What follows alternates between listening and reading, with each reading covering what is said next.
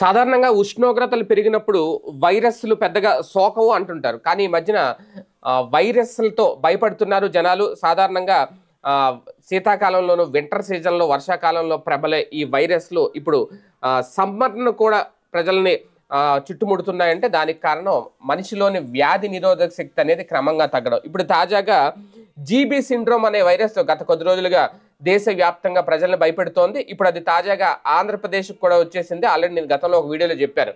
అయితే 17 నుంచి 18 కేసులు నమోదయ్యాయని చెప్తున్నారు. వైద్య శాఖ అఫీషియల్‌గా దీన్ని ధృవీకరించింది. జీబీ సిండ్రోమ్ అంటే ఏంటి అంటే జీబీఎస్ అంటే గులియన్ బ్యారీ సిండ్రోమ్ అన్నమాట. ఇది ఎందుకు వస్తుంది, ఎలా వస్తుంది, ఎవరికి వస్తుంది అనేది కూడా వైద్య నిపుణులు చాలా క్షుణ్ణంగా చెప్తున్నారు. ప్రధానంగా మనం తీసుకునే ఆహారం అలాగే తాగే నీరు మీద ఆధారపడి ఉంటుంది ఈ జీబీ వైరస్ అని. కాకపోతే ఏంటంటే దీనివల్ల పెద్దగా ప్రాణాపాయం ఏమి ఉండదు. 95% ప్రాణాపాయం ఉండదు. ఒక 5% అయితే మాత్రం మనలో ఉండే ఆ ఇమ్యూనిటీ పవర్, వ్యాధి నిరోధక శక్తి ఆధారంగా అయితే ప్రాణాపాయం కూడా ఉండే అవకాశం ఉంటుంది అనేది డాక్టర్లు చెప్తున్నారు. అయితే దీనివల్ల ఏంటంటే ముందుగా కాళ్ళు చచ్చిపడిపోతాయంట స్టార్టింగ్ స్టేజ్లో. కాళ్ళ దగ్గర నుంచి క్రమంగా శరీరం మొత్తం అచేతనంగా మారుతుంది. అంటే మన అధీనంలో ఉండదన్నమాట శరీరం. ఇది ఒక రకంగా చాలా అరుదుగా కనిపించే వ్యాధి. అంటే లక్షలో ఒక 1,00,000 మందిలో ఒకరికో ఇద్దరికో మాత్రమే వచ్చే వ్యాధి అంట ఇది. ఇప్పుడు అది క్రమంగా 1,00,000కి 100 మందికి ప్రభావితం చూపిస్తుంది, 100ల్లో సోకుతుంది అనేది ఇటీవల దీని ఈ వైరస్ విస్తృతి భారీగా పెరిగిపోయింది. కాకపోతే దీనికి వయసుతో సంబంధం లేదు. చిన్నారుల దగ్గర నుంచి ముసలి వాళ్ళ వరకు, వృద్ధుల వరకు ఏ వయసులో ఉన్న వాళ్ళకైనా ఈ జీబీ సిండ్రోమ్ అనేది వచ్చే అవకాశం ఉంటుంది. ప్రధానంగా ఇది పూణేలో ఎక్కువ ఉండేదంట. పూణేలో ఎక్కువ మంది, ఎందుకంటే అక్కడ కలుషిత నీరు వల్ల ఎక్కువగా పూణేలో మాత్రమే ఉండే ఈ వ్యాధి ఇప్పుడు మొత్తం దేశం అంతా కూడా వ్యాప్తి చెందుతోంది.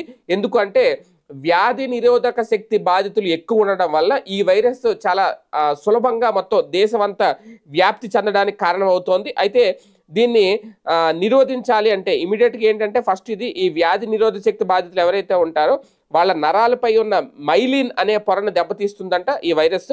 దాంతో ఇది ఈ ఆటో ఇమ్యూన్ అనమాట. ఈ వ్యాధి వచ్చినట్టయితే అర్థమవుతుంది ప్రాథమిక దశలో. ముందు బాధితులు అచేతనంగా మారిపోవడం, అలాగే ప్రతి మనిషి కూడా ప్రతి అవయవం కూడా మెదడుకు సంబంధించి ఉంటుంది కాబట్టి మెదడును నియంత్రిస్తుంది కంప్లీట్గా. ప్రతి అవయవాన్ని మన మైండే కంట్రోల్ చేస్తుంది. మనం ఇప్పుడు చేయి పైకెత్తాలన్నా, చేయి దించాలన్నా, ఎవరితో మాట్లాడాలన్నా, కంటితో చూడాలన్నా, కంటి రెప్ప క్లోజ్ చేయాలన్నా మొత్తం మెదడు కంట్రోల్లో ఉంటుంది అనమాట. ఆ మెదడే ఆపరేట్ చేస్తుంది. అలాంటి మెదడు మీద అంటే మనకి మెదడుకి మన అవయవాలకి ఈ సంకేతాన్ని ఈ ఆదేశాలని జారీ చేసేదే నరాల మీద ఉండేదే మైలిన్ అనే పొర. ఈ మైలిన్ అనే పొర మొత్తం మన అవయవాల్ని త్రూ మెదడు ద్వారా ఆపరేట్ చేస్తుంది. ఈ వ్యాధి నిరోధక వ్యవస్థలోని యాంటీబాడీస్ ఈ మైలిన్ అనే పొరని దెబ్బతీస్తాయి ఇమీడియట్గా.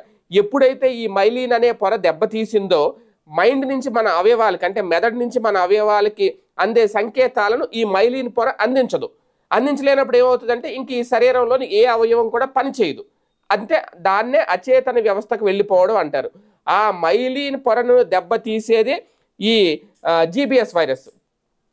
అందుకే చాలా జాగ్రత్తగా ఉండాలి. ప్రధానంగా ఇమ్యూనిటీ పవర్ పెంచుకునే దిశగా ఉండాలి అనేది అయితే వైద్యులు చెప్తున్నారు. ప్రస్తుతం ఈ కేసులు ఆంధ్రప్రదేశ్లో గుంటూరులో 5 కేసులు నమోదయ్యాయి, విశాఖలో 6 కేసులు నమోదయ్యాయి, కాకినాడలో 4 కేసులు నమోదయ్యాయి, విజయవాడ, విజయనగరం, అనంతపురం ఇక్కడ ఒక్కొక్క కేసు. మొత్తం ఇప్పుడు ప్రస్తుతం ఆంధ్రప్రదేశ్లో 18 కేసులు యాక్టివ్గా ఉన్నాయట. విశాఖ జీజీహెచ్లో నెలకి 10 నుంచి 15 చొప్పున కొత్త కేసులు కూడా నమోదవుతున్నాయి. నెల్లూరులో కూడా ఇటీవల ఒక జర్నలిస్ట్కి కూడా ఈ వైరస్ సోకింది అనేది.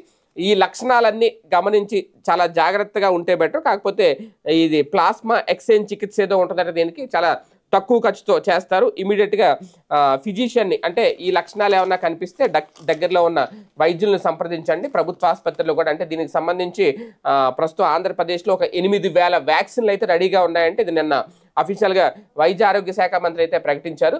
ఇమీడియట్గా ఈ లక్షణాలు కనిపిస్తే దగ్గరలో ఉన్న ఆసుపత్రికి వెళ్ళడం మంచిది.